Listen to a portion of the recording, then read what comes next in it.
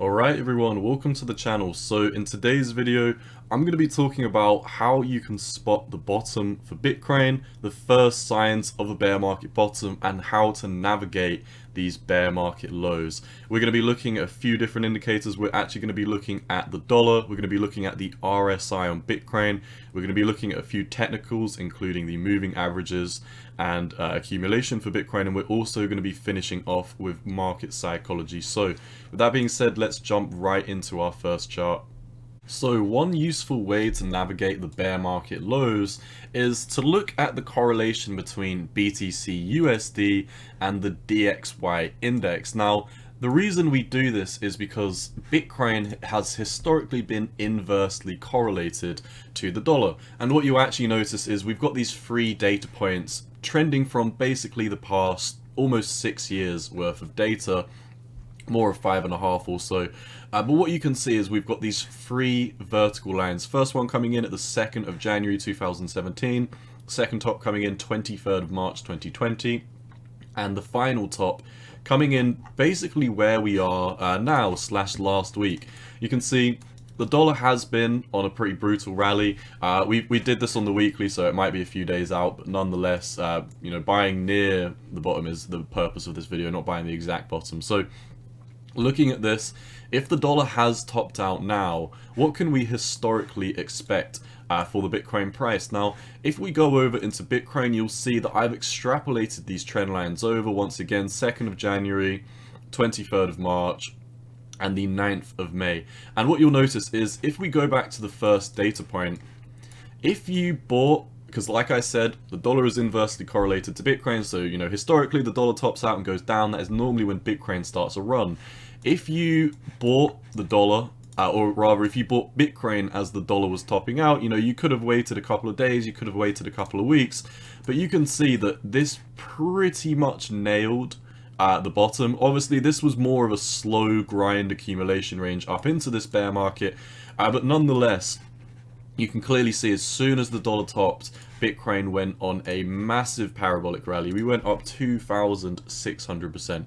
And at that moment in time, you know, it didn't really matter if you waited, you know, from the top 1, 2, 3, 4. You could have waited a whole month to kind of watch this curl down from the top, and then you could have been like, okay, now I feel confident the bottom is in, and then you could have bought, you know, 4 weeks later, and you still would have seen that it yielded very nice returns. So my point with this video is not to try and assume we know where the exact bottom is, because no one does. It's not to say follow these steps and you will buy the exact bottom. It's more of, you know, look at these steps, look at these data points, and if they do play out again, then we could be buying within a very small range of the bottom, which is my goal for this bear market. Now, if we come over to the second touch point, and we'll come over to the second touch point on the dollar as well, what you'll notice is once again, with this weekly candle, you had a brutal blow off top. Now, in my opinion, it was pretty black and white at this point in time that this was the blow off top, coming right back into this resistance from before, getting rejected down within the first week. You could have waited, you know, 1, 2, 3, 4, 5, 6, 7, 8, 9, 10. You could have waited 10 weeks, or should we say 12 to make it 3 months, just to make it a little bit simpler. But you could have waited a couple of months from the dollar topping out to be sure that this was the top. And if you come over to Bitcoin, if we do look at the weekly and we extrapolate, like we said, you know, 12 weeks worth of data, you know, you could have been pretty sure that this was the bottom for Bitcoin at 9,000. Obviously, you could have bought at 3,800 if you've got a crystal ball. That's something that I don't have, so if you do have a crystal ball, then let me know, because I would very much love one for these markets. But you can see, once again, I would have personally been pretty certain that this was a blow off top after the first week. However, if you wanted to wait a couple of months, you can still see you are not buying at a bad time. And this is what I really want to emphasize. It's not about assuming we know exactly where the bear market bottom is, because no one does. Maybe Nancy Pelosi does, but none of us know where the bear market bottom is. All we can do is look at these data points and try and extrapolate from previous trends what would we be doing. So far, you know, buying when the dollar tops in these two pumps here has historically always been a great time to look at Bitcoin. So let's finish off with the dollar on the last data point, and then we are going to hop into the RSI for Bitcoin. Now, once again, as you'll notice, the dollar has had a pretty nasty rejection in the past week or so. However, I'm not 100% convinced that this is the top yet, because, you know, you zoom out and we've got these 3 data points, and I've got this big red box. It should really be green at this point for resistance. So I will change that in a second. But what you'll notice is that we're still making higher highs and higher lows. So at this moment in time, until we fall out of this box, I wouldn't be so sure that we have seen a top on the dollar yet. However, let's assume that the dollar tops in the next couple of weeks or so. Well, if we look at Bitcoin, what could we expect based on previous trends if we were buying within a couple of weeks from when the dollar topped? Well, you know, historically, if you bought when the dollar topped on Bitcoin, then you always so far, based on these previous trends, you always made huge gains. So I would be very hard pressed to, I would definitely believe that if you did buy after the dollar starts to landslide, let's say for example, this would really be where I start to pick up a lot of Bitcoin. If the dollar gets rejected from 102.3 and starts pushing down back to 100, that would be, in my opinion, 100% confirmed textbook rejection. So once again, let's say that the dollar goes up for one more leg, pushes up, goes pretty high, goes up to 105, 106, and then has a massive blow off top. This could correlate to something like this, where Bitcoin could potentially come down. We could potentially see something like this, and then if the dollar does top, you could see, you know, that big slow grind back up to the upside that we've seen with every bear market so far. So that is how to navigate the bear market bottom in terms of Bitcoin's correlation to the dollar. Let's now move on to how Bitcoin's RSI affects the bottoms of the bear markets. So let's see how the weekly RSI has previously defined these downtrends and breakouts over on the Bitcoin chart. Now, we're going to take this back a step. We're going to start off with the 2018 bear market, and we're going to see what happened with the RSI and what happened if you bought a breakout of the RSI. So once again, head over to the weekly time frame for this, and you can see since the top, it was pretty obvious. You know, we topped out on the RSI, we plummeted, we came back, we back tested it, we fell off the table, we broke down, we made an accumulation range, and this is something that I am going to link to in the next segment of this video. I think it's very important that we not only look at the RSI, but we compare these accumulation ranges paired with the RSI. So we're going to build on this in a second, but just basically looking at the RSI, you can see we had 3 touch points where we got rejected on the RSI. And what happened as soon as the RSI broke out? Well, the RSI basically had a confirmed breakout on the 4th of February 2019. So if we put a vertical ray, once again, let me make sure I get the exact point here. So this was the breakout, we back tested it, and we were off to the races. So this was when we broke out. Let's mark this. I'll mark it with something else actually. I'll mark it with a blue line, nice and simple. So you can see, if you did buy the breakout of the weekly RSI, how much would you have missed the bottom from? Well, from the candle body opening, because obviously this is where we broke out, you can see you would have only missed the bottom by 8%. Now, I don't know about you, but obviously no one's going to be able to buy the exact bottom. Probably one person that had a buy order and got lucky, but not everyone's going to be able to buy the exact bottom. I would be personally very happy with buying at you know, an 8 to 9% region from the bottom. And you know, why would you want to miss out on that first 8%? You might be thinking, well, no one knows where the bottom is. So buying at these regions where we're pretty sure that we are going to be breaking out yields insane returns. You can see 1,948%. And if we extrapolate this over to the bottom, you can see it's really not a big difference, 2,100%. And this is really only for the people who have a crystal ball that would be able to do something like this, because like I said, none of us have a crystal ball, no one knows exactly where the bottom is, but we can do a pretty good job of nailing the bottom when you do pair multiple indicators together, like the RSI, the accumulation ranges, the DXY breaking down.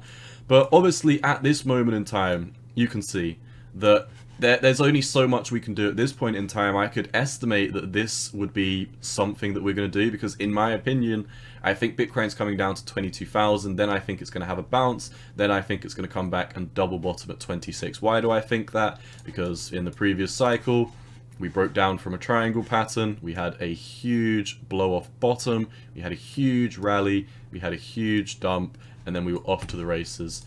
Obviously, this was the pandemic scare, so it may not be as nasty and steep as before.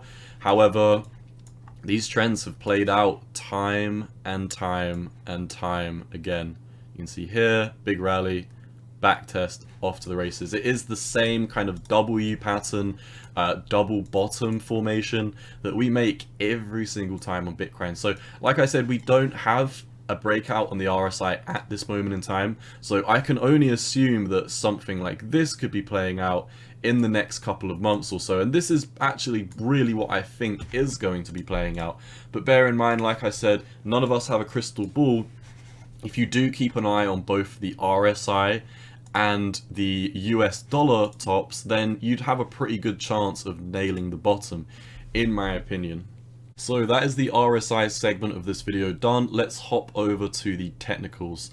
And for the technicals, we're going to be talking about the moving averages and accumulation ranges. Let's jump right into it. So the first thing I want to talk about in this segment is the moving averages and the confluence that we've had in them before. So first of all, if you've never seen these moving averages, I definitely recommend to head over to a macro chart, go over to TradingView, and add the 200 and 300 week moving averages. The 200 week that I've got on my chart is this orange line that you're seeing, and the 300 week, obviously with less data points, is coming in underneath it as the purple line. So why are we looking at the 200 week and the 300 week moving average? Well, let's take it back a few steps and let's go all the way back to one of our first big bottoms over in 2015 after one of the first blow off tops up to $1,000. Now, first of all, I would like to just extrapolate this 300 week moving average. Bear in mind that obviously this is the 300 week moving average, so you take it back to here. This is 300 weeks worth of data. Obviously we don't have the 300 week loading in until 300 weeks. But we can do our kind of best job of extrapolating what this trend line would look like, bearing in mind that we've got, much lower price targets down here. So this is going to curve down quite hard. Let's talk about it. What you can actually see is on the initial rundown, we could have made it, but it looks to me like we almost made it down to the 300 week moving average. Interestingly, what happened after that is, like we highlighted earlier, you have this bottom, you have a run up, you have that double bottom, and then you kind of go off to the races. But the second time we bottomed, or should I say the first time we bottomed, because we've just extrapolated this out of thin air, but nonetheless, we came right down to the 200 week moving average, and that was the bottom confirmed for Bitcoin. If we take it over a few steps, you can see these are really macro bear market target moving averages. So we really don't see them unless we enter a bear market. And what you'll notice is during the capitulation down to $3,200 in December of 2018, where did we find our first bottom? And where did we find the bear market bottom? Well, if you look here, I'm trying to zoom in just to show you how perfectly it was respected, but candle body closes and wicks all the way on this moving average. This was perfectly respected. We had a tiny wick through it. Other than that, we completely respected it, and we held the 200 week moving average. After that, once again, you see this kind of formation where you've got that huge blow off bottom, huge run up, huge back test, and then you're off to the races. Where did we go down to on our second run down during the pandemic scare? Well, what you actually notice is the candle body closes were all the way up at the 200 week moving average. So what actually happened is the price dropped all the way down to the 300-week moving average, bottomed at 3,700, and what it did after that is the price got pushed up, and we managed to hold on the weekly time frame with the candle body closes the 200-week moving average. So far we can really see these two moving averages are perfectly respected. So coming into this bear market cycle, and it's clear in my opinion that we are in a bear market. You know, we've capitulated to 25,000. You know, when you take into account the M2 money supply, so you're accounting for inflation, Bitcoin's already, you know, broken below its previous all-time high. So in my opinion, it's really not up for debate. I really do think we are in a bear market. Obviously other opinions are always welcome on this channel, but in my opinion, I think it's pretty black and white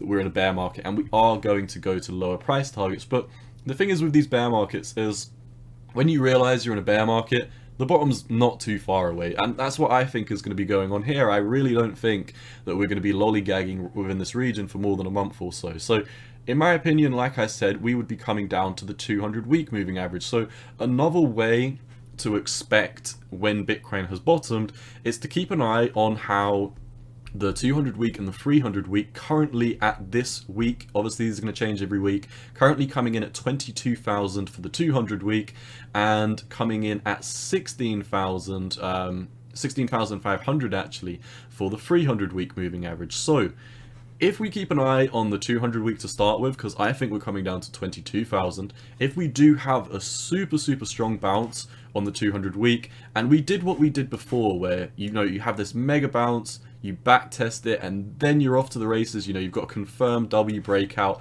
I think it's pretty black and white at that point that the bottom would be in my opinion. Obviously, make sure to not just rely on one indicator. Make sure you're looking at the RSI, waiting for the breakout. Make sure you're waiting for the backtest of the EMAs.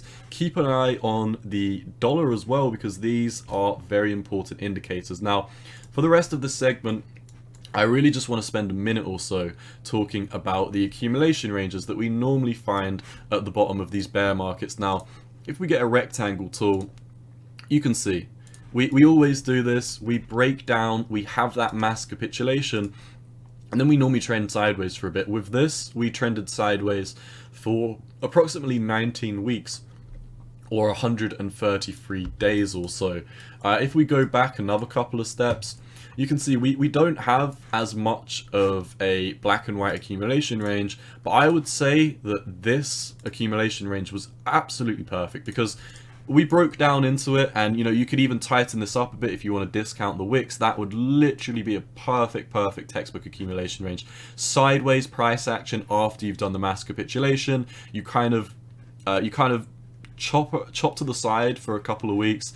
In this instance, this was 300 days worth of accumulation, 44 weeks. So these accumulation ranges can take time, but what you'll notice is a lot of time after these big capitulations, in fact every time after a bear market capitulation, we always enter an accumulation range for at least a couple of months. So what do I think we're going to do? I think we're going to do something like that once again, and it might play out in a range like this, where we could come down. You know, like I said, I do think we are going to have a strong bounce out of this, but this doesn't necessarily have to play out exactly like this. In fact, it could play in. I would honestly be more pressed to believe that something like this would be playing out. And you know, let's actually draw it as like a W pattern breakout when you finally do get to it, because that's previously what we've done. So this, in my opinion, is kind of what I foresee playing out for Bitcoin against the US dollar. So definitely keep an eye on these accumulation ranges. From experience, you know, we always do have these textbook accumulation ranges. And what's beautiful about these accumulation ranges, because we said we'd build on how this affects the RSI, well, what you'll notice is when you enter the accumulation range, the RSI actually gains strength, because you're not getting beaten down so much anymore. You're kind of coiling up. Sometimes you're making higher highs, higher lows, and you're really getting ready for these macro retests of the moving averages and getting ready to move back up. So what you'll notice is the RSI broke out at $3,400, which really isn't too bad considering, you know, this accumulation range. You could have waited till we broke out the top of it at 4,300, but you had a pretty strong signal round about this $3,400 region that the RSI was breaking out and regaining strength. As this is literally a macro bear market trend on the RSI, I think waiting for this breakout of the RSI is going to be such a good signal as to whether we are bullish on the market. And also, just to add on that one more time, you can see if we do extrapolate the trend line of this triangle that we were previously getting broken down from, you could imagine that if we do enter this accumulation range and we do something like this where we chop around for a bit, you would really get that momentum coming in as soon as you took out this trend line. And this could be coming around about 28,000. Bear in mind, these are based on drawings that have not happened at this moment in time, so do take that with a grain of salt. But there we go. That is what to expect with the technicals, the moving averages, and accumulation ranges.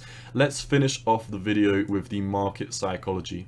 So, when I talk about the market psychology, what I'm really referring to is the emotional state of the investors in the market. And by market psychology, I mean, are a plethora of retail traders bearish at this moment in time? Are a plethora of retail traders bullish at this time? What are the whales doing? Let's talk about it. So, historically, what normally happens when you do capitulate into these bear markets, because this was something that I did live through, and I'm telling you, the market psychology that we're seeing right now is so similar to what we saw back here. And let's talk about it. During this period of time in the bull market, everyone was still greedy and euphoric, even though we were breaking down to lower levels. Now, the Bitcoin Fear and Greed Index may be at extreme fear, but there are still retail traders who are FOMOing into NFTs, buying NFTs of shoes so they can participate in Ponzi move to earn schemes, and there's still a plethora of greed in the market that, in my opinion, I hate to say it, I don't want anyone to lose money, but this is how these markets work, and this is why it's very important to know about market psychology. Now, there's a few things I want to talk about. Number one, historically, when you see the last bull flip bearish, the bottom is normally in. I'm telling you, be a contrarian trader. Why would you be a contrarian trader? Well, how can most people be wrong is probably what you're wondering. Well, what happened earlier on in the year, last year, when everyone in their nan was saying, back here, April 2021, everyone was saying 100k Bitcoin, it is coming. When we capitulated down to here and we came back up to 69,000, everyone said 100k Bitcoin, it is now coming. When we capitulated back down to 34,000, everyone was saying, okay, 100k is still coming, but now we're seeing extended cycles, and the markets are going to extend far into the future. We're going to enter a unprecedented cycle that we've never ever seen before. We're going to enter the mega cycle now. Bitcoin adoption is here. It's here to stay. We're never going to see a bear market again. We're just going to go up and up and up. The cycle, the inflection point of Bitcoin, hyper-Bitcoinization is here. And what happened? We played out the 4-year cycle to the teeth. If you look at this, you can see 204 bars worth of data traded from peak to peak. What did we do in the previous cycle? 211 bars.